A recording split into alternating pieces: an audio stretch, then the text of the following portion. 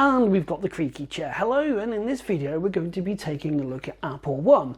On September 15th, Apple had a very short and very punctual, unlike their previous Apple events, Apple event, which was an hour, almost bang on the nose. And in this video we're going to take a look at Apple One and what it offers.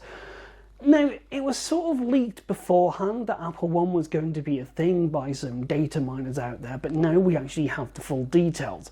And from a glance, it looks like it might actually be some value for money, but I'm not entirely sure. And this is what the talking point of this video is going to be about. I've said that twice now, I don't know, I'm making this up as I go along. The individual Apple One plan consists of Apple Music, Apple TV+, Apple Arcade and 50GB of iCloud storage. If you were to purchase all of them separately, you'd be looking about $20.96, but you can get all that bundled up together for $14.95. And that's not bad. I mean, technically you're getting Apple TV and Apple Arcade bundled together in a weird sort of way. The issue we have here is the iCloud storage, because I've got an iPhone 10 64 gig and I'm already hitting the limit of can't upload a photo, and I'm a heavy user. If you're going to be like a light to moderate user, then you probably will get away with it. But then the second you buy another Apple device like an iPad or Mac or something like that, you're sharing your iCloud storage between all your devices, so 50 gig is a bit tight.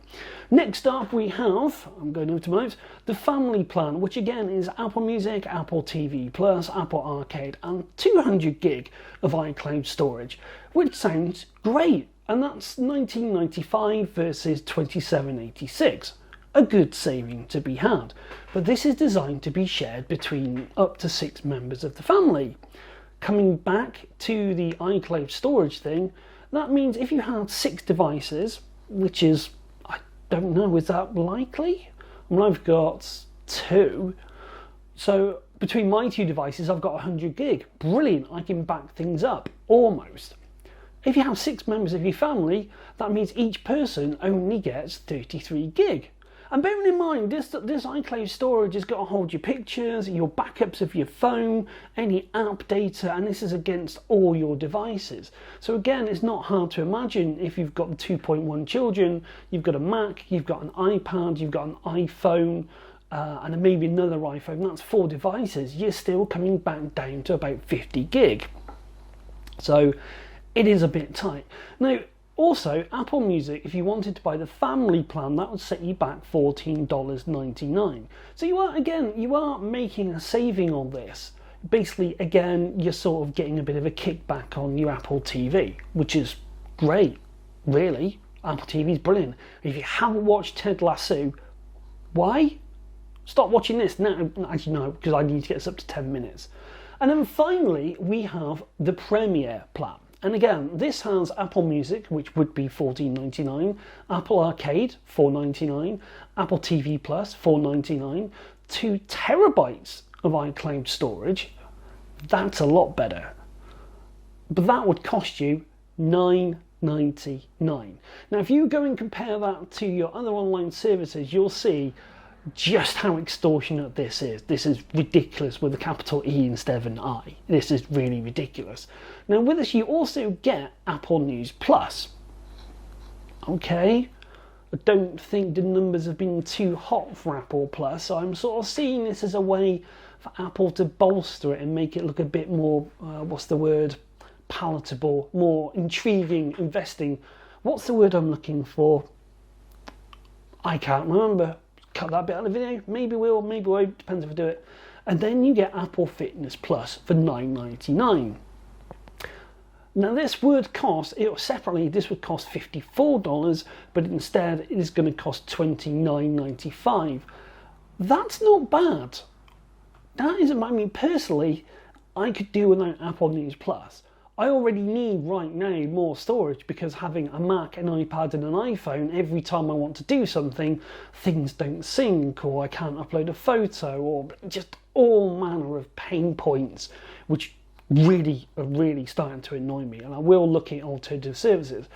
But the thing with the Premier plan, so I keep looking over there to my iPad by the way, is the Apple Fitness Plus. Now initially, squeaky chair time, initially I had a small problem with this because I was thinking Apple Fitness Plus for $9.99 compared to Apple TV, that's a lot of money.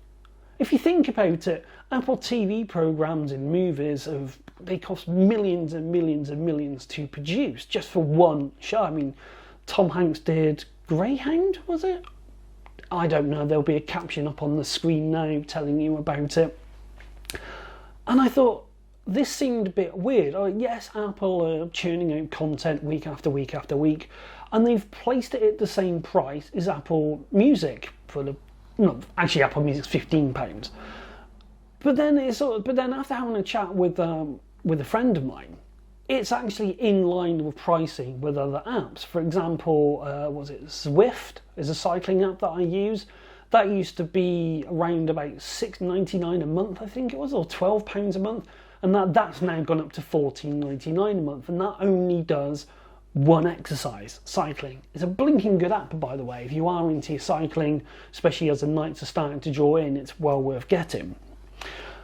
But I don't know. Everything about this to me just says they're nickel and diming. And my main issue with the whole of the Apple One is that 200 gig iCloud is still not enough. So I'm sort of being slowly edged up and up and up, and it feels a bit too much like a hard sell to me. I don't know if I would get the full value of $30 a month with the Premier plan. And let's face it, it wasn't too long ago we were asking things to be unbundled, which is what we've got. But now the problem is we've got everything unbundled. It actually costs us more to get what we want instead of having the freedom of choice. I don't want Apple News Plus. I have zero interest in Apple News Plus. I like the fact that Apple News exists. I still miss Zeit. Does anyone out there remember that brilliant little app? But I would be happy with music, arcade, TV, iCloud, fitness. I'm not interested in news. So in other words, in a way, it's making it easier and cheaper to subscribe to the stuff that I don't really want. Does that make sense? I think this is also giving us a bit of insight into what's going to happen with Apple TV down the road. It used to be you could buy an Apple device and you'd get a year's free Apple TV subscription. I have a hunch now that Apple One has come out, we're going to see that go away, which is a shame. Again, go and watch Ted Lasso. It's a bit like watching Ned Flanders, but it's if you don't like it, there's really something wrong with you. The morning show isn't too bad.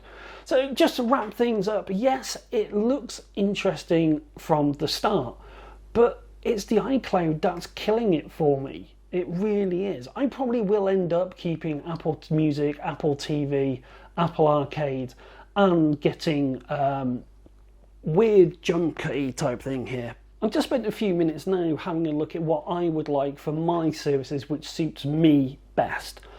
And it's quite worrying in a way. I like Apple Music, giving it a go, this whole streaming services thing. By the way, anyone else noticed that Apple Music, it all starts off quite lively and quite good BPMs, and it always just seems to go a bit down and mediocre, or is that just me? So Apple Music, Apple TV, it's not essential. I could get rid of it. Again, Ted Lasso. I'd also have Apple Arcade, so I do my Tend to Impress, which hopefully there'll be a card here if I can work out how to do it for Apple Arcade. And then 200 gig iCloud. Now that alone would cost me $42.95. So for me to have a package tailored to me makes no sense. So I'm sort of forced, and I know you shouldn't read it, but for less money, I can have Fitness and News Plus. So it's very hard not to see what's going to happen here. You're going to start off on one or two of the plans, you're going to come up against the iCloud barrier, and you're going to end up spending more. Now, let's see what happens. Let's see what happens when we get down the road and exactly what's going to happen with Apple Fitness. I'm really interested to see how that works and how it plays out. Maybe it could be, it'll be a replacement for a bit of Joe Wicks time. I don't know, but it looks interesting. I would like to see, hopefully they'll open up the watch a bit more. So if I am using something like Swift, ZWIFT, then this will actually sync up a lot easier, because right now trying to get your Apple Watch to work with Zwift is a nightmare, and it doesn't always work, and it's so flaky, so flaky. Anyways, that will do it for this video, my quick take or so on Apple One. What do you think? Are you going to go for any of these plans? How many devices do you have? Do you have family sharing? Are you looking forward to Fitness Plus? Fitness Plus? Oh, it is called Fitness Plus. Instantly I wrote plus with a plus, not a plus sign. Anyway, leave a comment down below, and obviously don't forget to do the whole like, share, subscribe, click the bell, do the thing down the bottom. It really does help out the channel, and thanks very much for watching. And until next time, ta-da!